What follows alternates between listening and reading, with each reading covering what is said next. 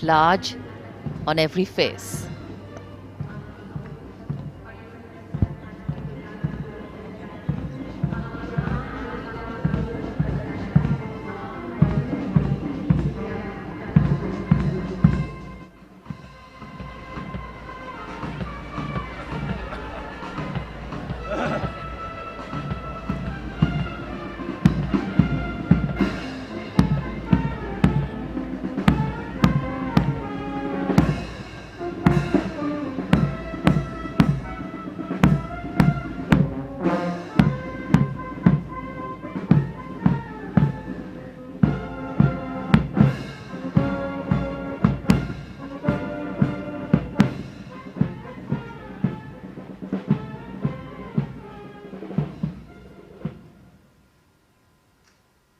आजादी के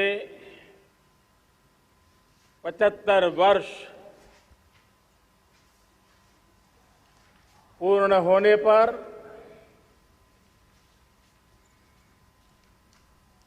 देशवासियों को अनेक अनेक शुभकामनाएं। बहुत बहुत बधाई। न सिर्फ हिंदुस्तान का हर कोना, लेकिन दुनिया के हर कोने में आज किसी न किसी रूप में भारतीयों के द्वारा या भारत के प्रति अपार प्रेम रखने वालों के द्वारा विश्व के हर कोने में यह हमारा तिरंगा आन बान शान के साथ लहरा रहा है। मैं विश्व भर में फैले हुए भारत प्रेमियों को, भारतीयों को आजादी के इस अमृत महोत्सव की बहुत बहुत बधाई देता हूं। आज का ये दिवस ऐतिहासिक दिवस है। एक पुण्य पड़ाव, एक नई राह, एक नए संकल्प और नए सामर्थ्य के साथ कदम बढ़ाने का ये शुभ अवसर है।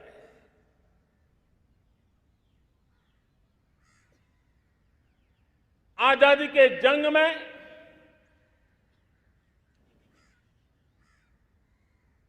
गुलामी का पूरा कालखंड संघर्ष में बीता है। हिंदुस्तान का कोई कोना ऐसा नहीं था,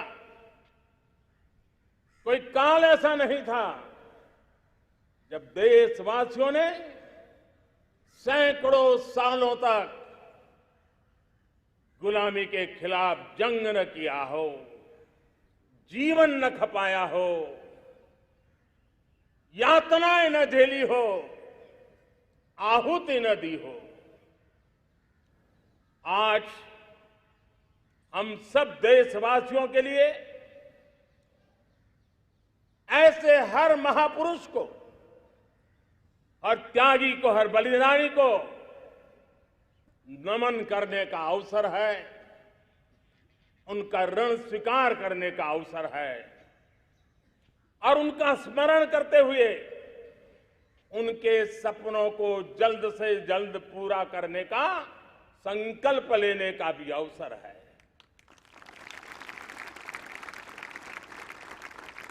हम सभी देशवासी कृतज्ञ हैं पूज्य बापू के, नेताजी सुभाष चंद्र बोस के, बाबा साहब आंबेडकर के, वीर सावरकर के, जिन्होंने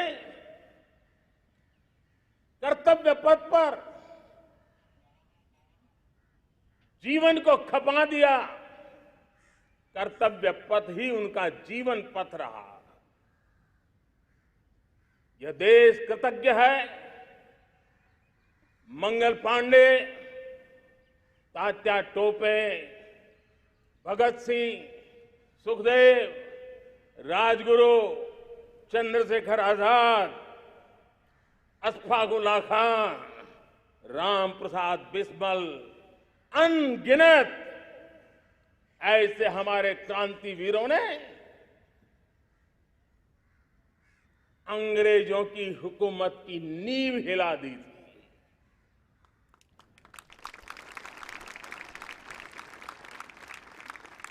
यह राष्ट्र कृतज्ञ है उन वीरांगनाओं के लिए, रानी लक्ष्मीबाई हो, झलकारी बाई, दुर्गा भाभी, रानी गाइदिन्लियो, रानी चेन्नम्मा, बेगम हजरत महल, वेलू निचियार। भारत की नारी शक्ति क्या होती है, भारत की नारी शक्ति का संकल्प क्या होता है, भारत की नारी त्याग और बलिदान की क्या पराकाष्ठा कर सकती है, वैसी अनगिनत वीरांगनाओं का स्मरण करते हुए हर हिंदुस्तानी गर्व से भर जाता है।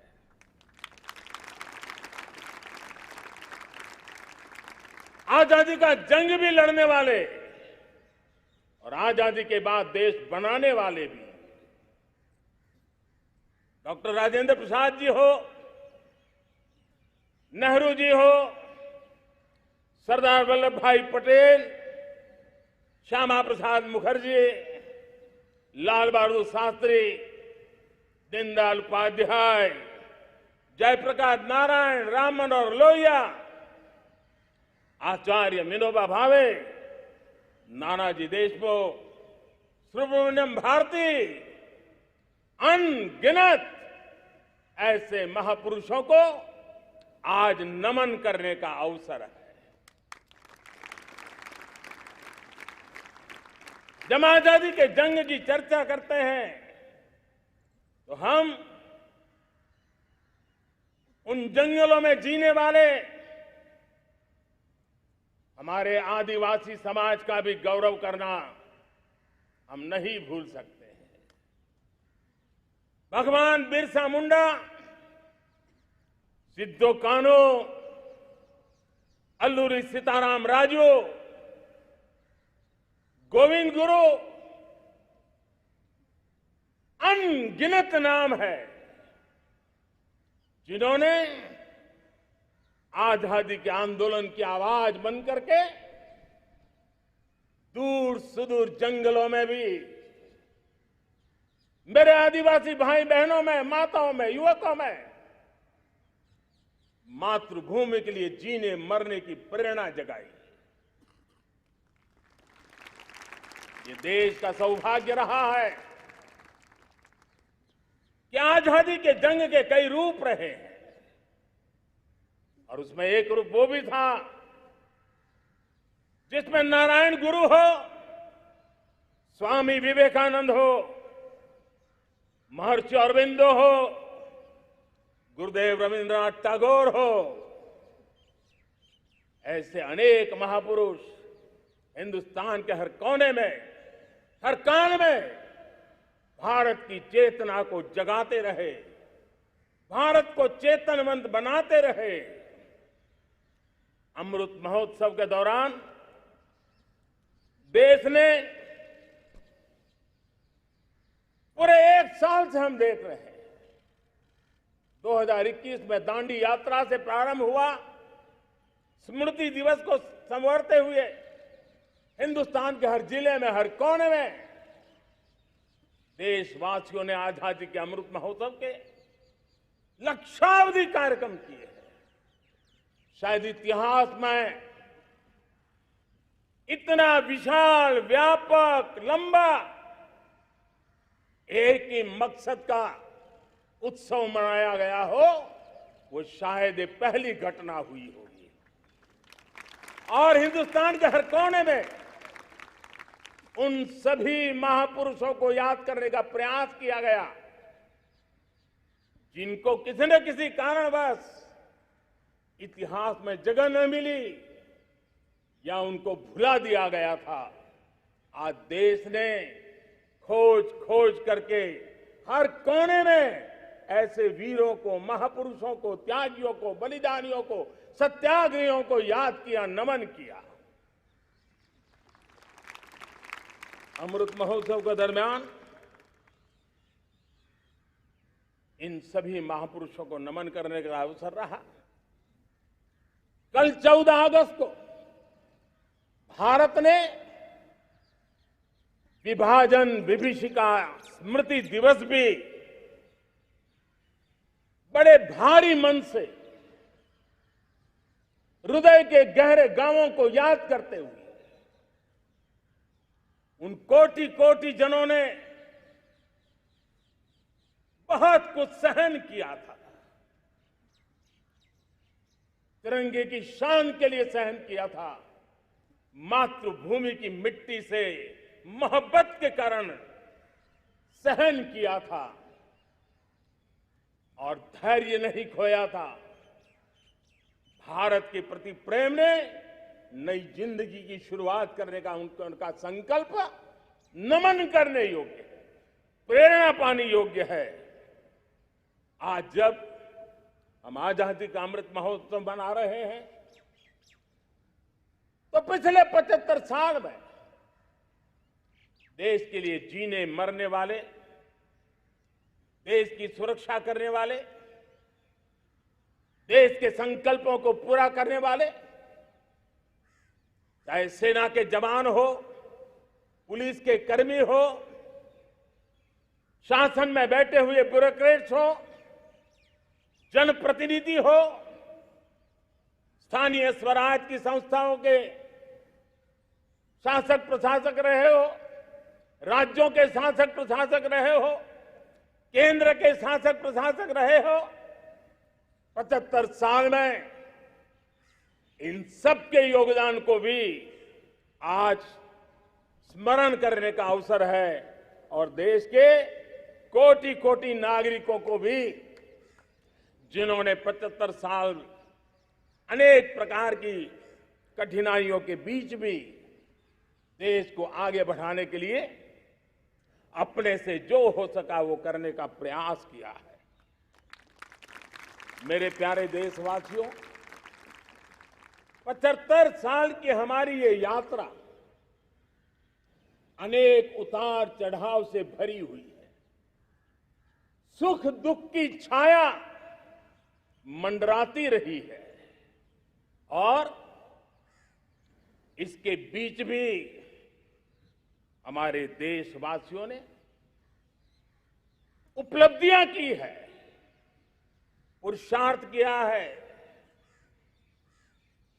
हार नहीं मानी है, संकल्पों को ओझल नहीं होने दिया है। और इसलिए और ये भी सच्चाई है कि सैकड़ों सालों के गुलामी के कालखंड ने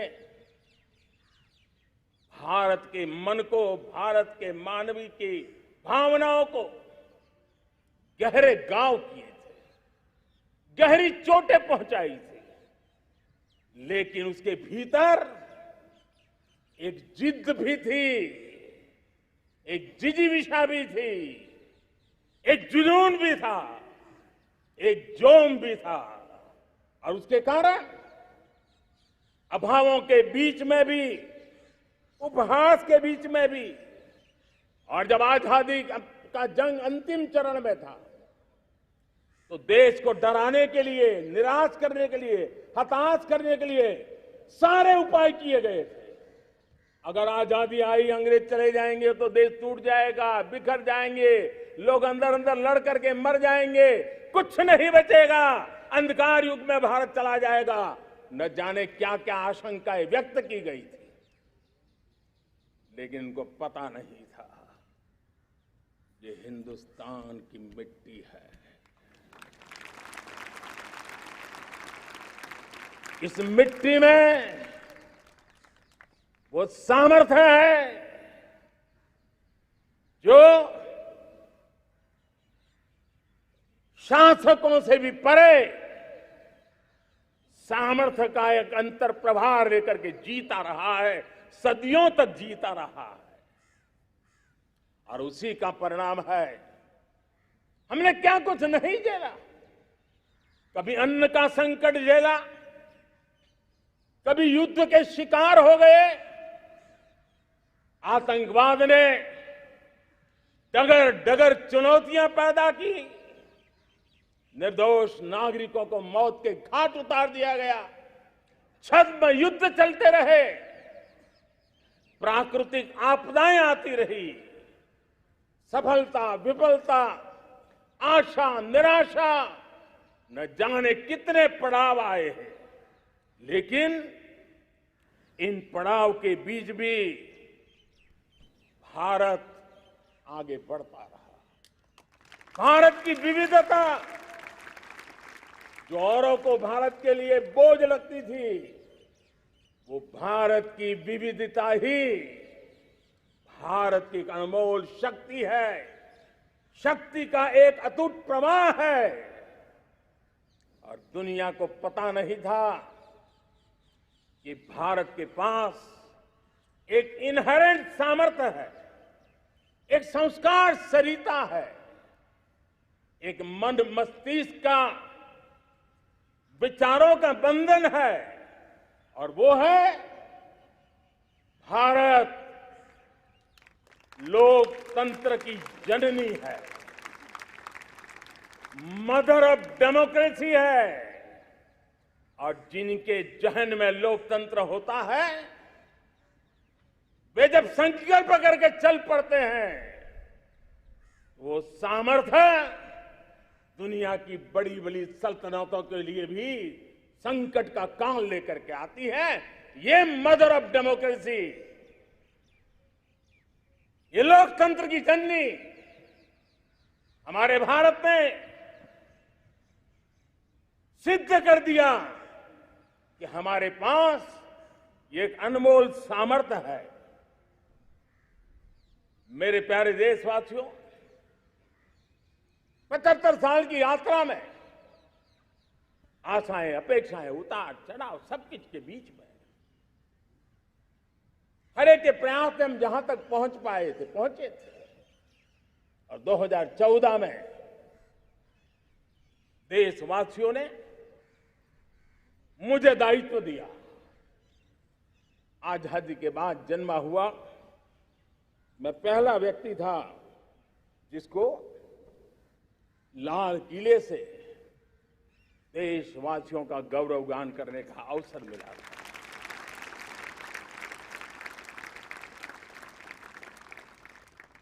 लेकिन मेरे दिल में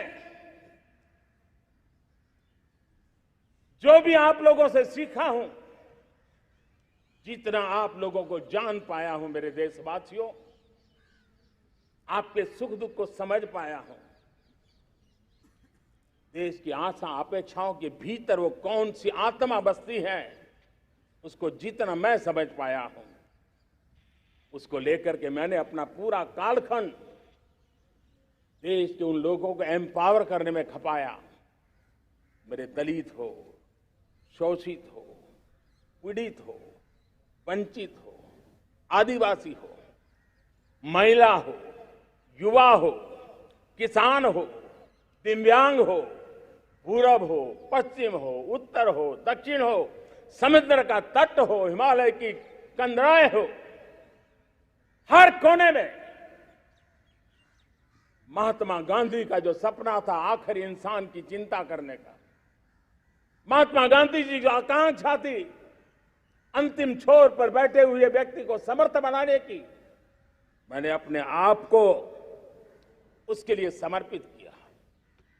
और उन 8 साल का नतीजा और आजादी के इतने दशकों का अनुभव आज 75 साल के बाद जब अमृत काल की ओर कदम रख रहे हैं, अमृत काल की ये पहली प्रभात है, तब मैं एक ऐसे सामर्थ्य को देख रहा हूं और जिससे मैं गर्व से भर जाता हूं। देशवासियों, मैं आज देश का सबसे बड़ा सौभाग्य ये देख रहा हूं कि भारत का जनमन आकांक्षी जनमन है। एस्पिरेशनल सोसाइटी किसी भी देश की बहुत बड़ी अमानत होती है और हमें गर्व है कि आज हिंदुस्तान के हर कोने में, हर समाज के हर वर्ग में, हर तबके में आकांक्षाएं उफान पर है।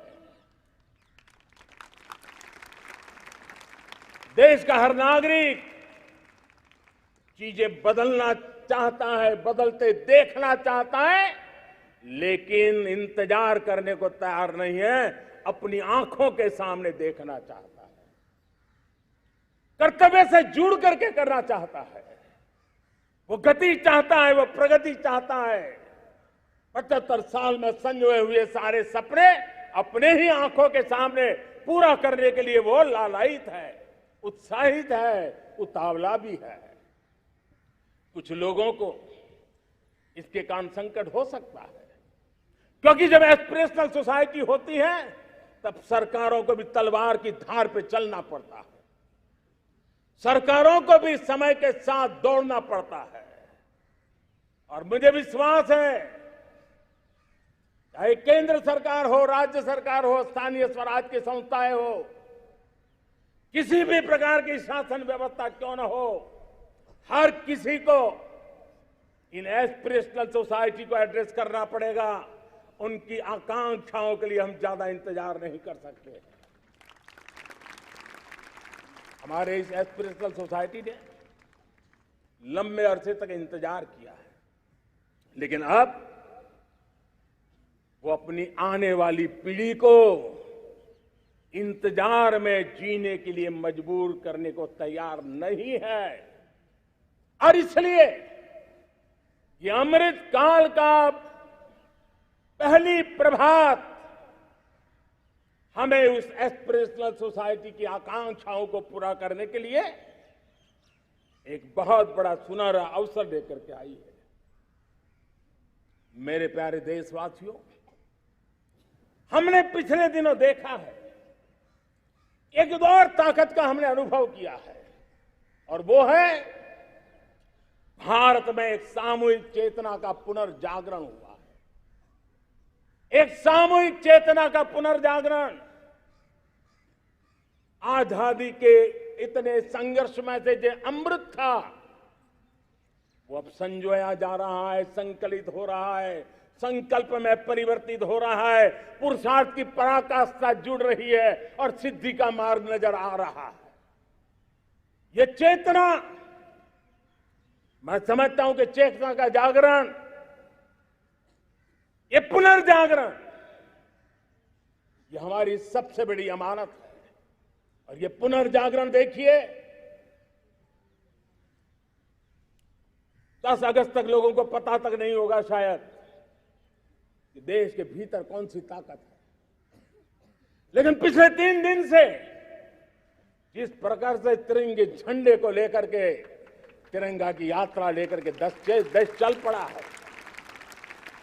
बड़े बड़े सोशल साइंस के एक्सपर्ट्स ये भी शायद कल्पना नहीं कर सकते कि मेरे भीतर के अंदर कितने, मेरे देश के भीतर कितना बड़ा सामर्थ्य है, एक तिरंगे झंडे ने दिखा दिया है। यह पुनर्चेतना, पुनर्जागरण का पल है।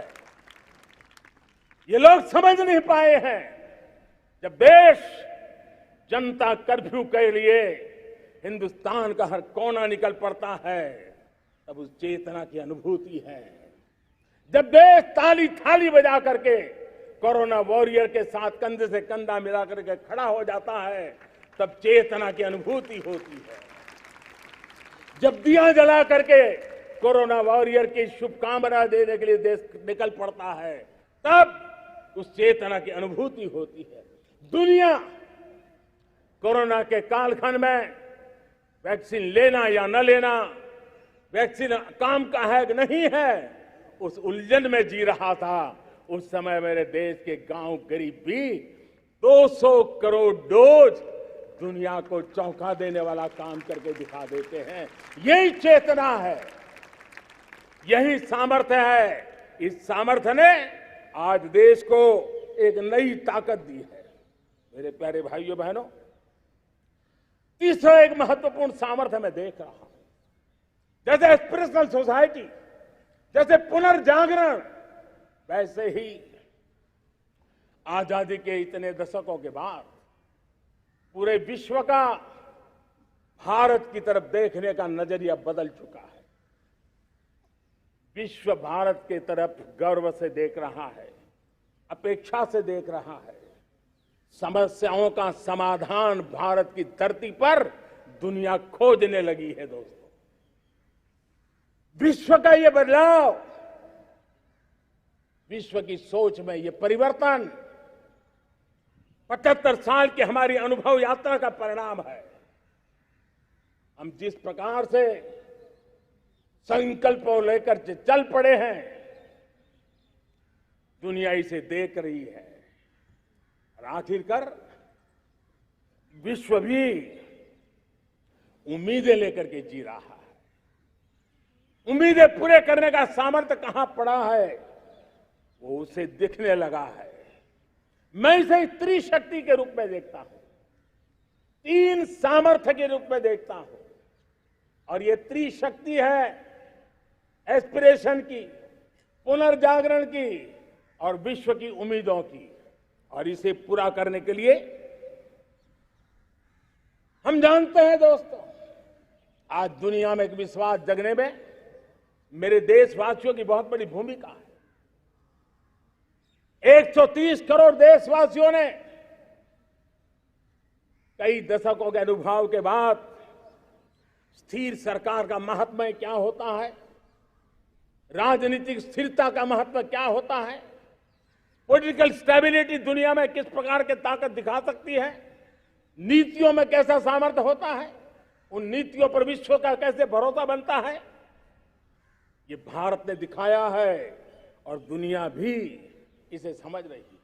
और हम जब राजनीतिक स्थिरता हो, नीतियों में गतिशीलता हो, निर्णयों में तेजी हो, सर्वव्यापकता हो, सर्वसमावेशकता हो, तो विकास के लिए हर कोई भागीदार बनता है। हमने सबका साथ सबका विकास का मंत्र लेकर के हम चले थे, लेकिन देखते ही देखते देशवासियों ने सबका विश्वास और सबका प्रयास से उसमें और रंग भर दिए हैं। और इसलिए हमने देखा है हमारी सामूहिक शक्ति को, हमारे सामूहिक सामर्थ्य को हमने देखा है। आजादी का अमृत महोत्सव जिस प्रकार से बनाया गया, जिस प्रकार से हर जिले में 75 अमृत सरोवर बनाने का अभियान चल रहा है, गांव गांव के लोग जुड़ रहे हैं, कार सेवा कर रहे हैं, अपने प्रयत्नों से अपने गांव में जल संरक्षण के लिए बड़ा अभियान चला रहे हैं।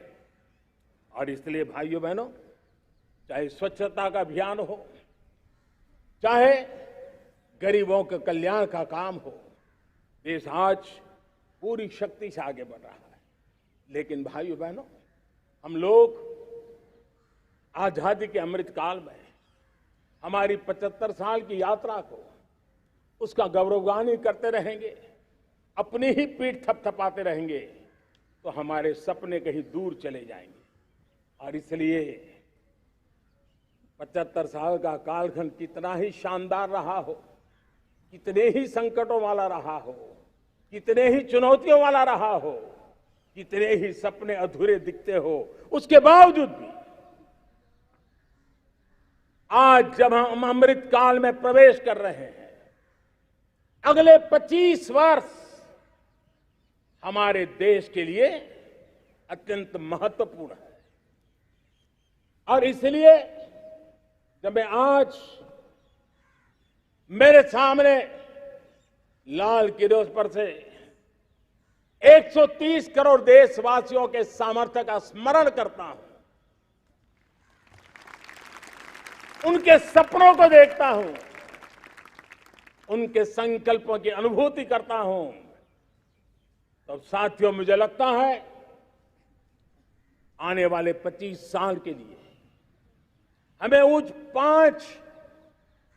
पंच प्राण पर अपनी शक्ति को केंद्रित करनी होगी, अपने संकल्पों को केंद्रित करना होगा, अपने सामर्थ्य को केंद्रित करना होगा और हमें उन पंच प्राण को लेकर के 2047 जब आजादी के 100 साल होंगे, आजादी के दीवानों के सारे सपने पूरे करने का जिम्मा उठा करके चलना होगा। जब मैं पंच प्राण की बात करता हूं तो पहला प्राण, अब देश बड़े संकल्प लेकर के ही चलेगा, बहुत बड़े संकल्प लेकर के चलना होगा और वो बड़ा संकल्प है विकसित भारत। अब उससे कुछ कम नहीं होना चाहिए, बड़ा संकल्प। दूसरा प्राण है किसी भी कोने में हमारे मन के भीतर, हमारे आदतों के भीतर गुलामी का एक भी अंश अगर भी अभी भी है तो उसको किसी भी हालत में बचने नहीं देना। अब 100%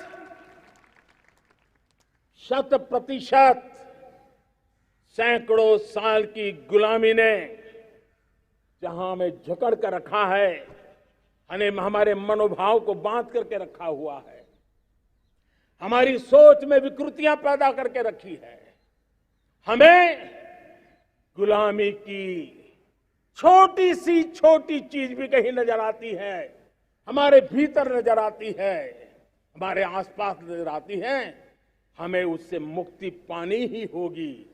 ये हमारा दूसरी प्राण शक्ति है। तीसरी प्राण शक्ति,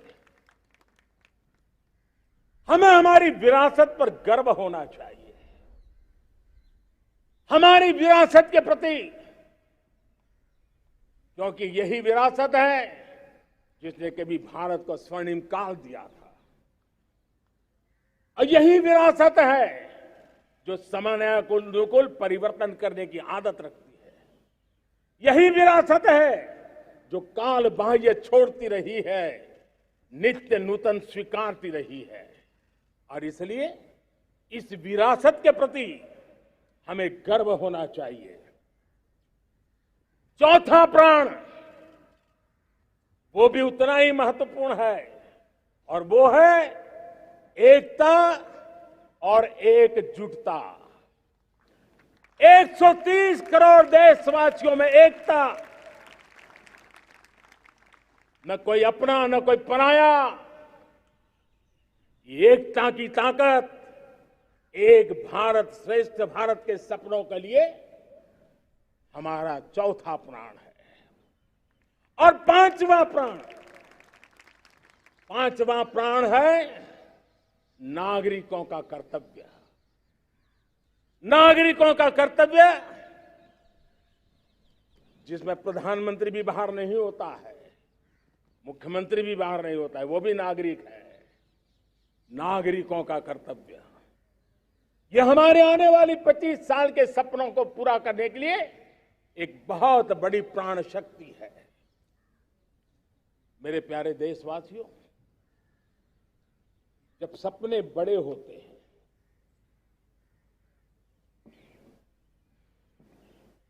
जब संकल्प बड़े होते हैं, तो पुरुषार्थ भी बहुत बड़ा होता है, शक्ति भी बहुत बड़ी मात्रा में जुट जाती है। अब कोई कल्पना कर सकता है कि देश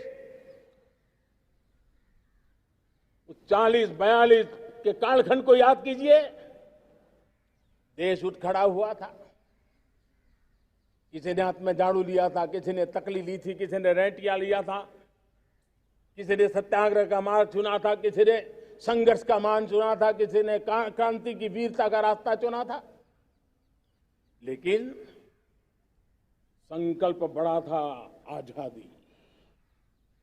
और ताकत देखिए, बड़ा संकल्प था तो आजादी लेके रहे, हम आजाद हो गए। अगर संकल्प छोटा होता, सीमित होता, तो शायद आज भी संघर्ष करने के दिन चालू रहते। लेकिन संकल्प बड़ा था तो हमने हासिल भी किया। मेरे प्यारे देशवासियों, अब आज जब अमृत काल की पहली प्रभात है, तो हमें इस 25 साल में विकसित भारत बना के रहना है, अपनी आंखों के सामने। और जो 20, 22, 25 साल के नौजवान मेरे देश के मेरे सामने हैं, मेरे देश के नौजवानों, जब देश आजादी के 100 साल मनाएगा, तब आप 50-55 के हुए होंगे। मतलब आपके जीवन का ये स्वर्णिम काल, आपकी उम्र के ये 25-30 साल भारत के सपनों को पूरा करने का काल है। आप संकल्प लेकर के मेरे साथ चल पड़िए साथियों, तिरंगे झंडे की शपथ लेकर के चल पड़िए। हम सब पूरी ताकत से लगे आए। बड़ा संकल्प, मेरा देश विकसित देश होगा, डेवलप कंट्री होगा। विकास के हर पैरामीटर में हम मानव केंद्रीय व्यवस्था को विकसित करेंगे। हमारे केंद्र में मानव होगा, हमारे केंद्र में के मानव की आशा आकांक्षाएं होगी। हम जानते हैं, भारत जब बड़े संकल्प करता है तो करके भी दिखाता है। जब मैंने यहां स्वच्छता की बात कही थी मेरे पहले भाषण में, देश चल पड़ा, जिससे जहां हो सका स्वच्छता की ओर आगे बढ़ा, और गंदगी के प्रति नफरत एक स्वभाव बनता गया। यही तो देश है जिसने इसको करके दिखाया है, और कर भी रहा है, आगे भी कर रहा है। यही तो देश है जिसने वैक्सीनेशन, दुनिया दुविधा में थी, 200 करोड़ का लक्ष्य पार कर लिया, समय सीमा में कर लिया, पुराने सारे रिकॉर्ड तोड़ के कर लिया। ये देश कर सकता है। हमने तय किया था देश को, खाड़ी के तेल पर हम गुजारा करते हैं, झाड़ी के तेल की ओर कैसे बढ़े। 10% इथेनॉल ब्लेंडिंग का सपना बड़ा लगता था, पुराना इतिहास बताता था संभव नहीं है, लेकिन समय से पहले 10% इथेनॉल ब्लेंडिंग करके देश ने इस सपने को पूरा कर दिया। भाइयों बहनों, 2.5 करोड़ लोगों को इतने कम समय में बिजली कनेक्शन पहुंचाना छोटा काम नहीं था, देश ने करके दिखाया। लाखों परिवारों के घर में जल से नल, नल से जल, नल से जल पहुंचाने का काम आज देश तेज गति से कर रहा है। खुले में शौच से मुक्ति भारत के अंदर आज संभव हो पाया है। मेरे प्यारे देशवासियों, अनुभव कहता है कि एक बार हम सब संकल्प लेकर के चल पड़े तो हम निर्धारित लक्ष्यों को पार कर सकते हैं। रिन्यूएबल एनर्जी का लक्ष्य हो, देश में नए मेडिकल कॉलेज बनाने का इरादा हो, डॉक्टरों की तैयारी करवानी हो, हर क्षेत्र में पहले से गति बहुत बड़ी है। और इसलिए मैं कहता हूं, अब आने वाले 25 साल बड़े संकल्प के हो। यही हमारा प्राण, वही हमारा प्रण भी होना चाहिए। दूसरी बात मैंने कही है, उस प्राण शक्ति की मैंने चर्चा की है कि गुलामी की मानसिकता। देश की सोचिए भाइयों, कब तक दुनिया हमें सर्टिफिकेट बांटती रहेगी? कब तक दुनिया के सर्टिफिकेट पर हम गुजारा करेंगे? क्या हम अपने मानक नहीं बनाएंगे? क्या 130 करोड़ का देश अपने मानकों को पार करने के लिए पुरुषार्थ नहीं कर सकता है? हमें किसी भी हालत में औरों के जैसा दिखने की कोशिश करने की जरूरत नहीं है। हम जैसे हैं वैसे लेकिन सामर्थ्य के साथ खड़े होंगे, ये हमारा मिजाज होना चाहिए। हमें गुलामी से मुक्ति चाहिए। हमारे मन के भीतर दूर दूर 7 समंदर के नीचे भी गुलामी का तत्व नहीं बच रहना चाहिए। और मैं आशा देखता हूं, जिस प्रकार से नई राष्ट्रीय शिक्षा नीति बनी है, जिस मंथन के साथ बनी है, कोटि कोटि लोगों के विचार प्रवाह को संकलित करते हुए बनी है, और भारत की धरती की जमीन से जुड़ी हुई शिक्षा नीति बनी है। रसकस हमारी धरती के मिले हैं। हमने जो कौशल्य पर बल दिया है, ये एक ऐसा सामर्थ्य है जो हमें गुलामी से मुक्ति की ताकत देगा। हमने देखा है, कभी कभी तो हमारी टैलेंट भाषा के बंधनों में बन जाती है। यह गुलामी की मानसिकता का परिणाम है। हमें हमारे देश की हर भाषा पे गर्व होना चाहिए। वो हमें भाषा आती हो या ना आती हो, लेकिन मेरे देश की भाषा है, मेरे पूर्वजों ने दुनिया को दी हुई ये भेंट सौगात है, हमें गर्व होना चाहिए। मेरे साथियों, आज डिजिटल इंडिया का रूप हम देख रहे हैं, स्टार्टअप देख रहे हैं। कौन लोग हैं? ये वो टैलेंट है जो टियर 2, टियर 3 सिटी में किसी गांव गरीब के परिवार में बसे हुए लोग हैं। ये हमारे नौजवान हैं जो आज नई नई खोज के साथ दुनिया के सामने आ रहे हैं। गुलामी की मानसिकता हमें उसे तिलांजलि देनी पड़ेगी। अपने सामर्थ्य पे भरोसा करना होगा। दूसरी एक बात जो मैंने कही, तीसरी मेरी प्राण शक्ति की बात है, वो है हमारी विरासत पर हमें गर्व होना चाहिए। जब हम अपनी धरती से जुड़ेंगे, जब हम अपनी धरती से जुड़ेंगे, तभी तो ऊंचा उड़ेंगे।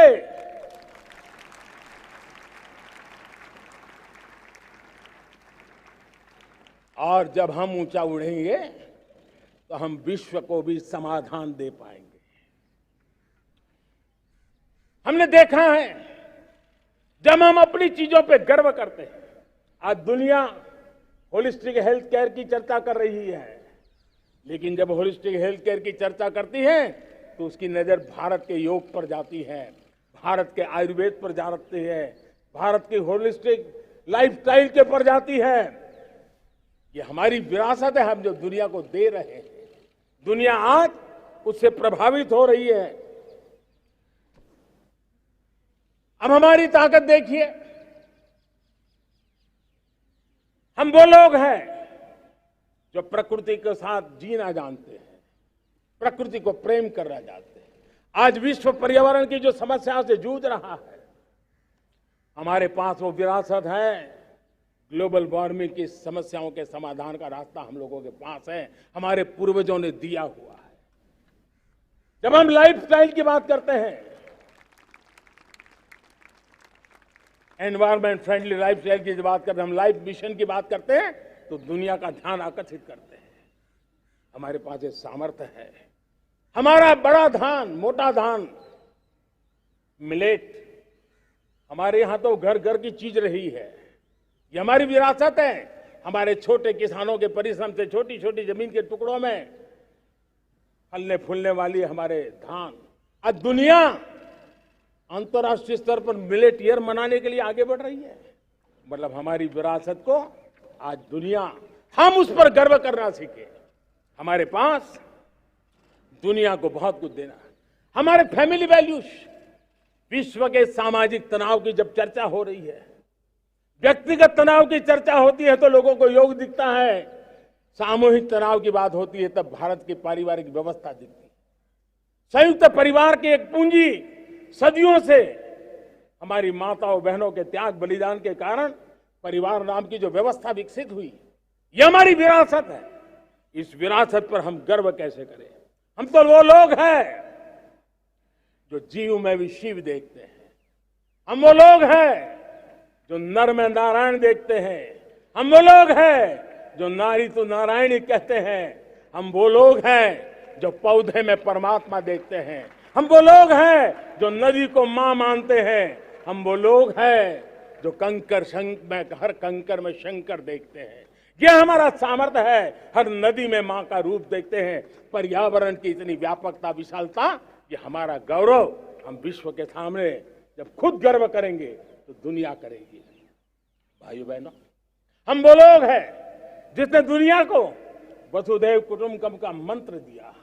हम वो लोग हैं जो दुनिया को कहते हैं एकम सत विप्रहा बदौ वदंती।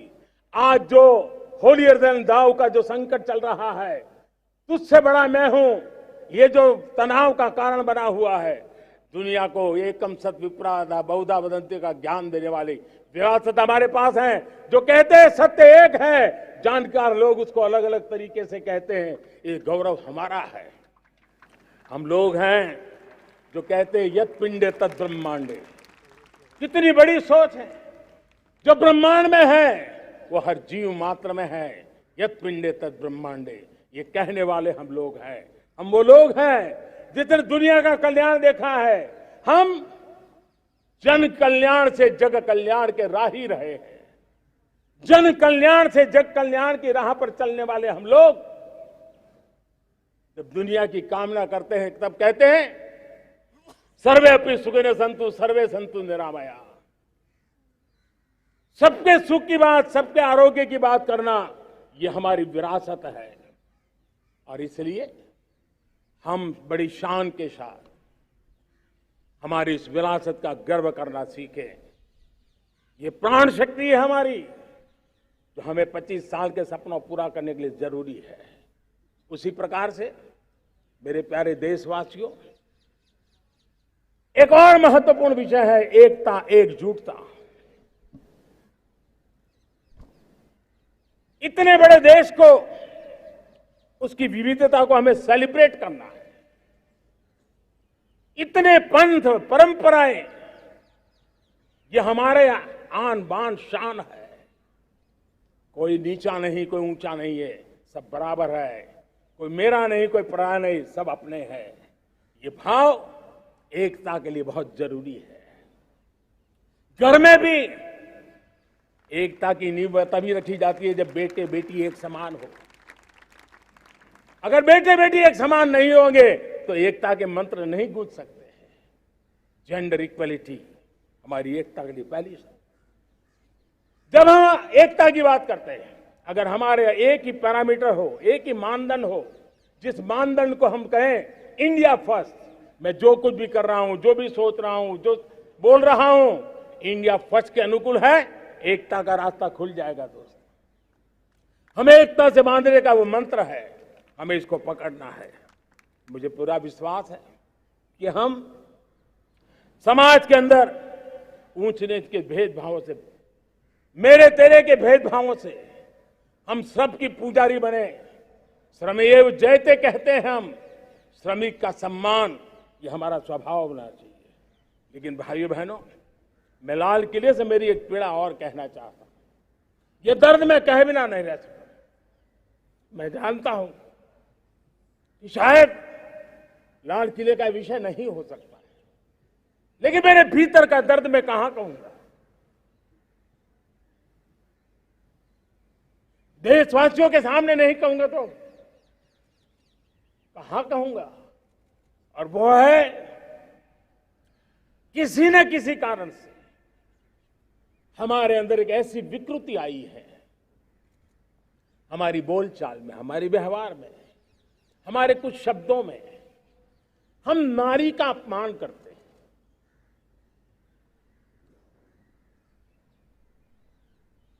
क्या हम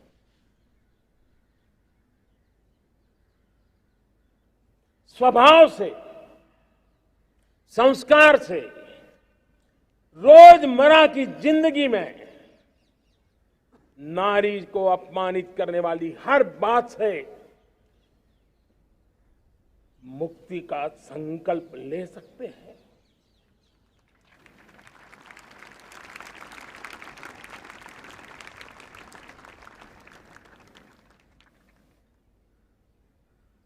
नारी का गौरव, राष्ट्र के सपने पूरे करने में बहुत बड़ी पूंजी बनने वाला है। ये सामर्थ्य मैं देख रहा हूं और इसलिए मैं इस बात का आग्रही हूं, मेरे प्यारे देशवासियों, मैं पांचवी प्राण शक्ति की बात करता हूं और वो पांचवी प्राण शक्ति है नागरिक का कर्तव्य। दुनिया में जिन जिन देशों ने प्रगति की है, जिन जिन देशों ने कुछ अचीव किया है, व्यक्तिगत जीवन में भी जिसने अचीव किया है, कुछ बातें उभर करके सामने आती हैं। एक, अनुशासित जीवन। दूसरा, कर्तव्य के प्रति समर्पण। व्यक्ति की जीवन की सफलता हो, समाज की हो, परिवार की हो, राष्ट्र की हो, ये मूलभूत मार्ग है, ये मूलभूत प्राण शक्ति है और इसलिए हमें कर्तव्य पर बल देना ही होगा। ये शासन का काम है कि बिजली 24 घंटे पहुंचाने के लिए प्रयास करे, लेकिन ये नागरिक का कर्तव्य है कि जितनी ज्यादा यूनिट बिजली बचा सकते बचाएं। हर खेत में पानी पहुंचाना सरकार की जिम्मेवारी है, सरकार का प्रयास है, लेकिन पर ड्रॉप मोर क्रॉप, पानी बचाते हुए आगे बढ़ना, मेरे हर खेत से आवाज उठनी चाहिए।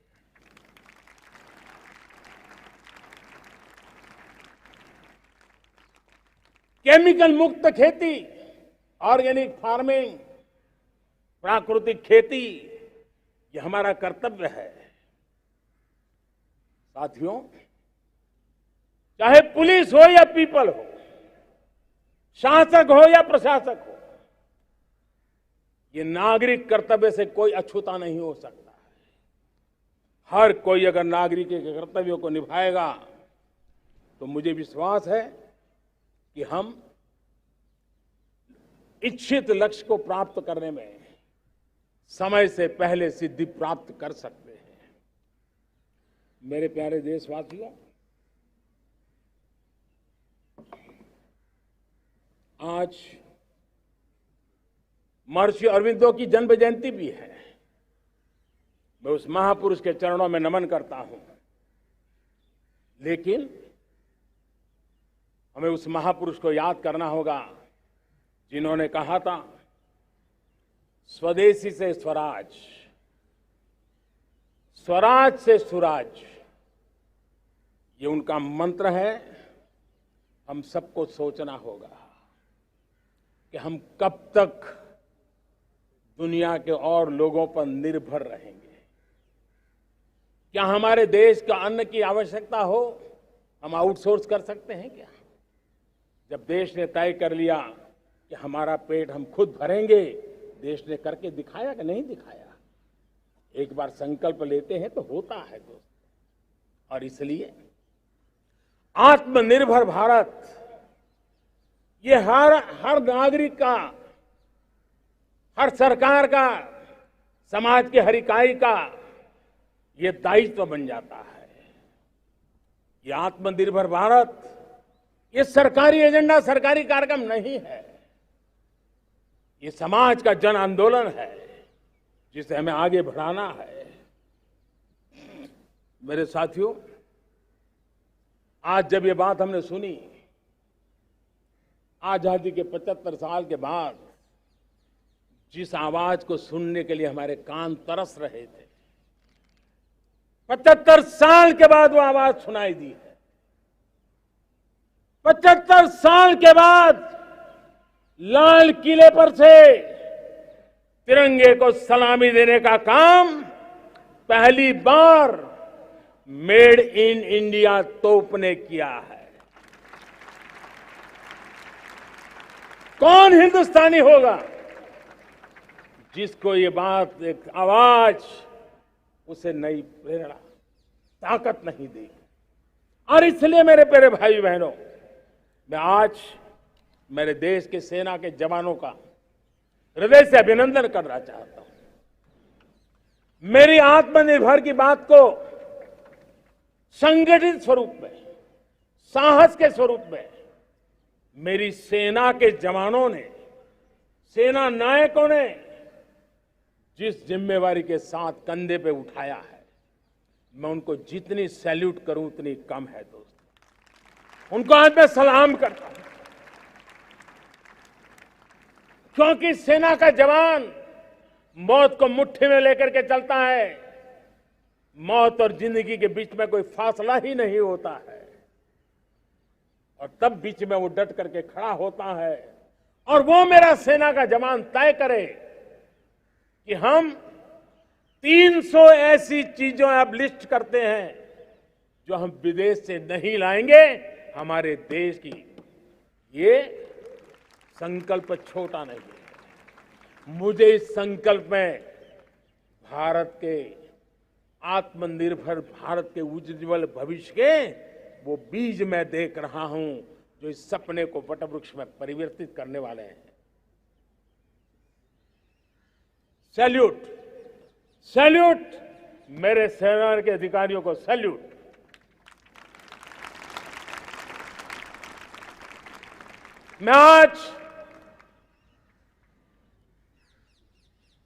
मैं मेरे छोटे छोटे बालकों को,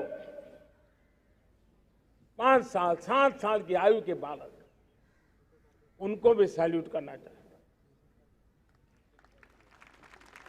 उनको भी सलाम करना चाहता हूं। जब देश के सामने एक चेतना जगी, मैंने सैकड़ों परिवारों से सुना है, 5-5, 7 साल के बच्चे घर में कह रहे हैं कि अब हम विदेशी खिलौने से नहीं खेलते। 5 साल का बच्चा घर में विदेशी खिलौने से नहीं खेलेंगे। ये जब संकल्प करता है ना, तब आत्मनिर्भर भारत उसकी रगों में दौड़ता है। आज देखिए, पीएलआई स्कीम 1 लाख करोड़ रुपया दुनिया के लोग हिंदुस्तान में अपना नसीब आजमाने आ रहे हैं, टेक्नोलॉजी लेकर के आ रहे हैं, रोजगार के नए अवसर बना रहे हैं। भारत मैन्युफैक्चरिंग हब बनता जा रहा है, आत्मनिर्भर भारत की बुनियाद बना रहा है। आज इलेक्ट्रॉनिक गुड्स मैन्युफैक्चरिंग हो, मोबाइल फोन का मैन्युफैक्चरिंग हो, आज देश बहुत तेजी से प्रगति कर रहा है। जब हमारा ब्रह्मोस दुनिया में जाता है, कौन हिंदुस्तानी होगा जिसका मन आसमान को न छूता होगा। दोस्तों, आज हमारी मेट्रो कोचेज, हमारी वंदे भारत ट्रेन विश्व के लिए आकर्षण बन रहा है। मेरे प्यारे देशवासियों, हमें आत्मनिर्भर बनना है हमारे एनर्जी सेक्टर में। हम कब तक एनर्जी के सेक्टर में किसी और पर डिपेंडेंट रहेंगे? और हमें सोलार का क्षेत्र हो, विंड एनर्जी का क्षेत्र हो, रिन्यूएबल के और भी जो रास्ते हो, मिशन हाइड्रोजन हो, बायोफ्यूल की कोशिश हो, इलेक्ट्रिक व्हीकल पर जाने की बात हो, हमें आत्मनिर्भर बन करके इन व्यवस्थाओं को आगे बढ़ाना होगा। मेरे प्यारे देशवासियों, आज प्राकृतिक खेती भी आत्मनिर्भर का एक मार्ग है। फर्टिलाइजर से जितनी ज्यादा मुक्ति, आज देश में नैनो फर्टिलाइजर के कारखाने की नई आशा लेकर के आए हैं। लेकिन प्राकृतिक खेती, केमिकल फ्री खेती आत्मनिर्भर को ताकत दे सकती है। आज देश में रोजगार के क्षेत्र में ग्रीन जॉब के नए नए क्षेत्र बहुत तेजी से खुल रहे हैं। भारत ने नीतियों के द्वारा स्पेस को खोल दिया है। ड्रोन की बहुत दुनिया में सबसे प्रगतिशील पॉलिसी लेकर के आए हैं। हमने देश के नौजवानों के लिए नए द्वार खोल दिए हैं। मेरे प्यारे भाइयों बहनों, मैं प्राइवेट सेक्टर को भी आह्वान करता हूं, आइए हमें विश्व में छा जाना है। आत्मनिर्भर भारत का यह भी सपना है कि दुनिया को भी जो आवश्यकताएं हैं उसको पूरा करने में भारत पीछे नहीं जाएगा। हमारे लघु उद्योग हो, सूक्ष्म उद्योग हो, कुटीर उद्योग हो, जीरो डिफेक्ट, जीरो इफेक्ट हमें उस करके हमें दुनिया में जाना होगा। हमें स्वदेशी पर गर्व करना होगा। मेरे प्यारे देशवासियों, हम बार बार लाल बहादुर शास्त्री जी को याद करते हैं। जय जवान जय किसान का उनका मंत्र आज भी देश के लिए प्रेरणा है। बाद में अटल बिहारी वाजपेयी जी ने जय विज्ञान कह करके उसमें एक कड़ी जोड़ दी थी और देश ने उसको प्राथमिकता दी थी। लेकिन अब अमृतकाल के लिए एक और अनिवार्यता है और वो है जय अनुसंधान। जय जवान जय किसान जय विज्ञान जय अनुसंधान, इनोवेशन। और मुझे मेरे देश की युवा पीढ़ी में भरोसा है। इनोवेशन की ताकत देखिए। आज हमारा यूपीआई, भीम, हमारा डिजिटल पेमेंट, फिनटेक की दुनिया में हमारा स्थान आज विश्व में रियल टाइम 40% अगर डिजिटल फाइनेंशियल का ट्रांजैक्शन होता है तो मेरे देश में हो रहा है। हिंदुस्तान ने ये करके दिखाया। मेरे प्यारे देशवासियों, अब हम 5G के दौर की ओर कदम रख रहे हैं। बहुत दूर इंतजार नहीं करना होगा, हम कदम मिलाने वाले हैं। हम ऑप्टिकल फाइबर गांव-गांव में पहुंचा रहे हैं। डिजिटल इंडिया का सपना गांव से गुजरेगा, ये मुझे पूरी जानकारी है। आज मुझे खुशी है, हिंदुस्तान के 4 लाख कॉमन सर्विस सेंटर्स गांवों में विकसित हो रहे हैं। गांव के नौजवान बेटे बेटियां कॉमन सर्विस सेंटर चला रही हैं। देश गर्व कर सकता है कि गांव के क्षेत्र में 4 लाख डिजिटल एंटरप्रेन्योर का तैयार होना और सारी सेवाएं गांव के लोग उनके यहां लेने के लिए आदी बन जाए, ये अपने आप में टेक्नोलॉजी हब बनने की भारत की जो ताकत है।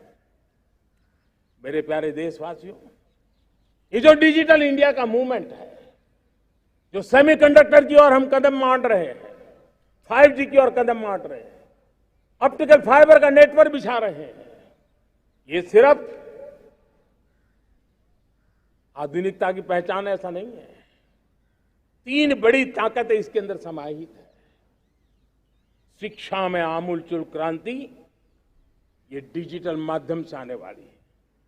स्वास्थ्य सेवाओं में आमूलचूल क्रांति डिजिटल से आने वाली है। कृषि जीवन में भी बहुत बड़ा बदलाव डिजिटल से आने वाला है। एक नया विश्व तैयार हो रहा है। भारत उसे आगे बढ़ाने के लिए, और मैं साफ देख रहा हूं दोस्तों, ये डेकेड मानव जात के लिए टेकेड का समय है, टेक्नोलॉजी का डेकेड है।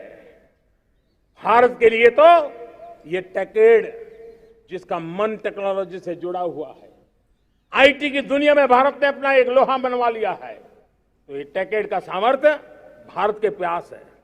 हमारा अटल इनोवेशन मिशन, हमारे इंक्यूबेशन सेंटर, हमारे स्टार्टअप एक नया पूरा क्षेत्र का विकास कर रहे हैं।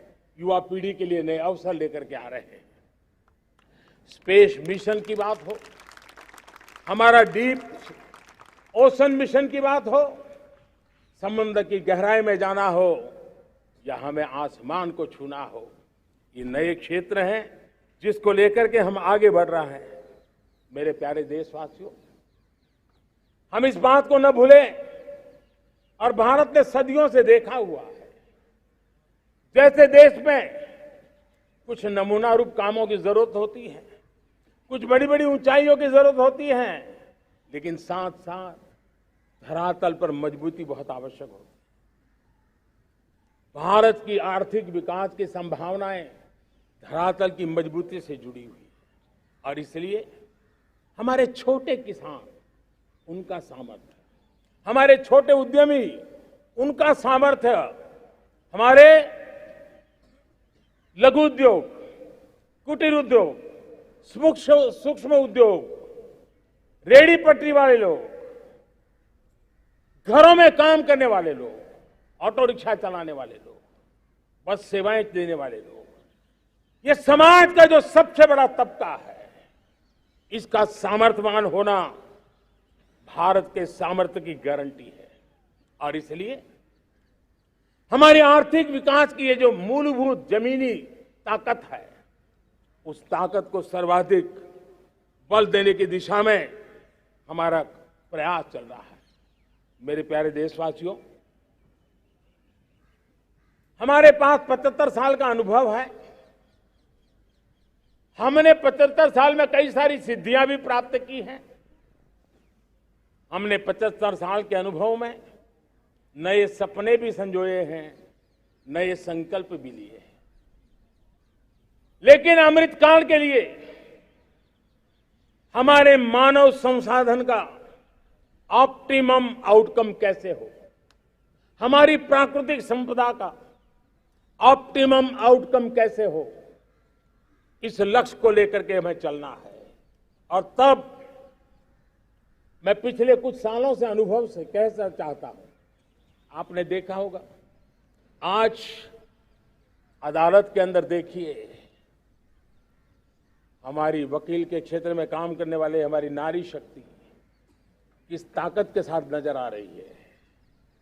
आप ग्रामीण क्षेत्र में जनप्रतिनिधि के रूप में देखिए, हमारी नारी शक्ति किस मिजाज से, समर्पित भाव से अपनी गांवों की समस्याओं को सुलझाने में लगी हुई है। आज ज्ञान का क्षेत्र देख लीजिए, विज्ञान का क्षेत्र देख लीजिए, हमारे देश की नारी शक्ति सिरमौर नजर आ रही है। आज हम पुलिस पे देखें, हमारी नारी शक्ति लोगों की सुरक्षा की जिम्मेवारी उठा रही है। हम जीवन के हर क्षेत्र में देखें, खेलकूद का मैदान देखें या युद्ध की भूमि देखें, भारत की नारी शक्ति एक नए सामर्थ्य, नए विश्वास के साथ आगे आ रही है। मैं इसको भारत की 75 साल की जो यात्रा में जो योगदान है, उसमें अब कई गुना योगदान आने वाले 25 साल में मैं मेरी नारी शक्ति का देख रहा हूं, मेरी माताओं, बहनों का, मेरी बेटियों का देख रहा हूं। और इसलिए ये सारे हिसाब किताब से ऊपर है, सारे आपके पैरामीटर से अतिरिक्त है। हम इस पर जितना ध्यान देंगे, हम जितने ज्यादा अवसर हमारी बेटियों को देंगे, जितनी सुविधाएं हमारी बेटियों के लिए केंद्रित करेंगे, आप देखना वो हमें बहुत कुछ लौटा करके देगी। वो देश को इस ऊंचाई पर ले जाएगी। इस अमृत काल में जो सपने पूरे करने में जो मेहनत लगने वाली है, अगर हमारी नारी शक्ति की मेहनत जुड़ जाएगी, व्यापक रूप से जुड़ जाएगी, तो हमारी मेहनत कम होगी, हमारा समय सीमा भी कम हो जाएगी, हमारे सपने और तेजस्वी होंगे, और ओजस्वी होंगे, और दैदीप्यमान होंगे। और इसलिए आइए साथियों, हम जिम्मेवारियों को लेकर आगे बढ़े। मैं आज भारत के संविधान के निर्माताओं का भी धन्यवाद करना चाहता हूं, तो उन्होंने जो हमें फेडरल स्ट्रक्चर दिया है, उसके स्पिरिट को बनाते हुए, उसकी भावनाओं का आदर करते हुए हम कंधे से कंधा मिला करके इस अमृत काल में चलेंगे, तो सपने साकार होकर के रहेंगे।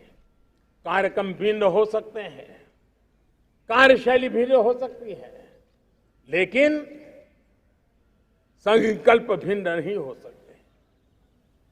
राष्ट्र के लिए सपने भिन्न नहीं हो सकते। आइए हम एक ऐसे युग के अंदर आगे बढ़े। मुझे याद है जब मैं गुजरात का मुख्यमंत्री था, केंद्र में हमारे विचार की सरकार नहीं थी, लेकिन मेरे गुजरात में हर जगह पे मैं एक ही मंत्र लेके चलता था कि भारत के विकास के लिए गुजरात का विकास, भारत का विकास हम कहीं पर भी हो, हम सबके मन मस्तिष्क में रहना चाहिए।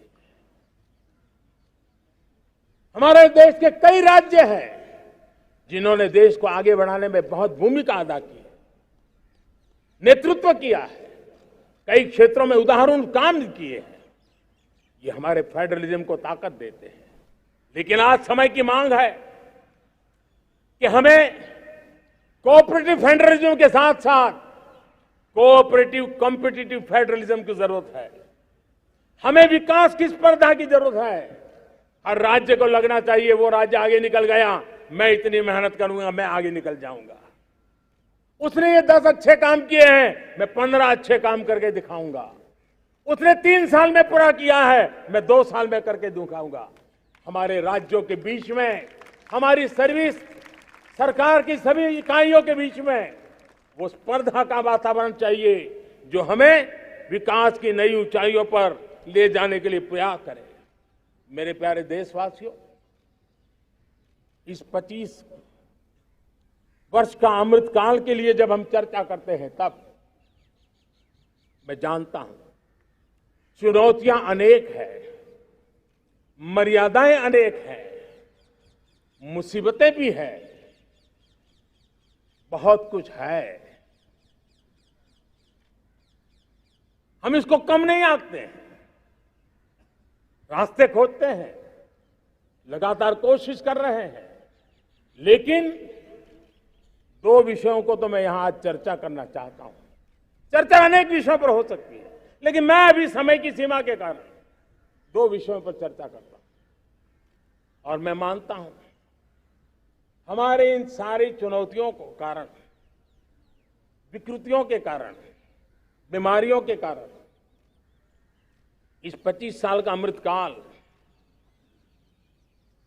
उस पर शायद अगर हमने समय रहते नहीं चेते, समय रहते समाधान नहीं किए तो वो ये विकराल रूप ले सकते हैं। और इसलिए मैं सबकी चर्चा न करते हुए 2 पर जरूर चर्चा करना चाहता हूं। एक है भ्रष्टाचार, दूसरा है भाई भतीजावाद, परिवारवाद। भारत जैसे लोकतंत्र में जहां लोग गरीबी से जूझ रहे हैं, जब ये दृश्य देखते हैं, एक तरफ वो लोग हैं जिनके पास रहने के लिए जगह नहीं है, दूसरी तरफ वो तरह लोग हैं जिनको अपना चोरी किया हुआ माल रखने के लिए जगह नहीं है। ये स्थिति अच्छी नहीं है। और इसलिए हमें भ्रष्टाचार के खिलाफ पूरी ताकत से लड़ना है।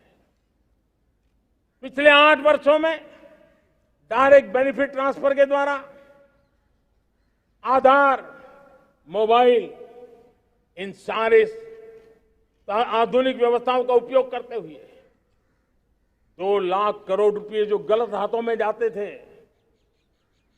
उसको बचा करके देश की भलाई के लिए काम लगाने में हम सफल हुए हैं। जो लोग पिछली सरकारों में बैंकों को लूट लूट करके भाग गए, उनकी संपत्तियां जब्त कर करके वापस लाने की कोशिश कर रहे हैं। कईयों को जेलों में जीने के लिए मजबूर करके रखा हुआ है। हमारी कोशिश है जिन्होंने देश को लूटा है उनको लौटाना पड़े, वो स्थिति हम पैदा करेंगे। भाइयों बहनों, अब भ्रष्टाचार के खिलाफ मैं साफ देख रहा हूं कि हम एक निर्णायक कालखंड में कदम रख रहे हैं। बड़े बड़े चमरबंदी भी बच नहीं पाएंगे। इस मिजाज के साथ भ्रष्टाचार के खिलाफ एक निर्णायक कालखंड में अब हिंदुस्तान कदम रख रहा है। और मैं लाल किले की प्राचीर से बड़ी जिम्मेवारी के साथ कह रहा हूं। और इसलिए भाइयों बहनों, भ्रष्टाचार दीमक की तरह देश को खोखला कर रहा है। मुझे इसके खिलाफ लड़ाई लड़नी है, लड़ाई को तेज करना है, निर्णायक मोड़ पे लेकर के ही जाना है। तब मेरे 130 करोड़ देशवासी आप मुझे आशीर्वाद दीजिए, आप मेरा साथ दीजिए। मैं आज आपसे साथ मांगने आया, आपका सहयोग मांगने आया हूं, ताकि मैं इस लड़ाई को लड़ पाऊं, इस लड़ाई को देश जीत पाए और सामान्य नागरिक की जिंदगी भ्रष्टाचार ने तबाह करके रखी हुई है। मैं मेरे इन सामान्य नागरिक की जिंदगी को फिर से शान बान शान के लिए जीने के लिए रास्ता बनाना चाहता हूं। और इसलिए मेरे प्यारे देशवासियों, ये चिंता का विषय है कि आज देश में भ्रष्टाचार के प्रति नफरत तो दिखती है, व्यक्त भी होती है, लेकिन कभी कभी भ्रष्टाचारियों के प्रति उदारता बरती जाती है। किसी भी देश में ये शोभा नहीं देगा। और कई लोग तो इतनी बेशर्मी तक चले जाते हैं कि कोर्ट में सजा हो चुकी हो, भ्रष्टाचारी सिद्ध हो चुका हो, जेल जाना तय हो चुका हो, जेल गुजार रहे हो, उसके बावजूद भी उनका महिमा मंडन करने में लगे रहते हैं, उनकी शान शौकत में लगे रहते हैं, उनकी प्रतिष्ठा बनाने में लगे रहते हैं। अगर जब तक समाज में गंदगी के प्रति नफरत नहीं होती है, स्वच्छता की चेतना जगती नहीं है। जब तक भ्रष्टाचार और भ्रष्टाचारी के प्रति नफरत का भाव पैदा नहीं होता है, सामाजिक रूप से उसको नीचा देखने के लिए मजबूर नहीं करते, तब तक एक मानसिकता खत्म होने वाली नहीं है। और इसलिए भ्रष्टाचार के प्रति भी और भ्रष्टाचारियों के प्रति भी हमें बहुत जागरूक होने की जरूरत है। दूसरी एक चर्चा मैं करना चाहता हूं, भाई भतीजावाद। और जब मैं भाई भतीजावाद, परिवारवाद की बात करता हूं तो लोगों को लगता है मैं सिर्फ राजनीतिक क्षेत्र की बात करता हूं। जी नहीं, दुर्भाग्य से राजनीतिक क्षेत्र की उस बुराई ने हिंदुस्तान की हर संस्थाओं में परिवारवाद को पोषित कर दिया है। परिवारवाद हमारी अनेक संस्थाओं को अपने में लपेटे हुए है और उसके कारण मेरे देश की टैलेंट को नुकसान होता है, मेरे देश के सामर्थ्य को नुकसान होता है। जिनके पास अवसर की संभावनाएं हैं, वो परिवारवाद, भाई भतीजे के बाद बाहर रह जाता है। भ्रष्टाचार का भी कारण ये भी एक बन जाता है, ताकि उसका कोई भाई भतीजे के कार्य आसरा नहीं है तो लगता है चलो भाई कहीं से खरीद करके के जगह बना लूं। इस परिवारवाद से, भाई भतीजावाद से हमें हर संस्थाओं में एक नफरत पैदा करनी पड़ी होगी, जागरूकता पैदा करनी होगी, तब हम हमारी संस्थाओं को बचा पाएंगे। संस्थाओं के उज्जवल भविष्य के लिए बहुत आवश्यक है। उसी प्रकार से राजनीति में भी परिवारवाद ने देश के सामर्थ्य को सबसे सारा अन्याय किया है।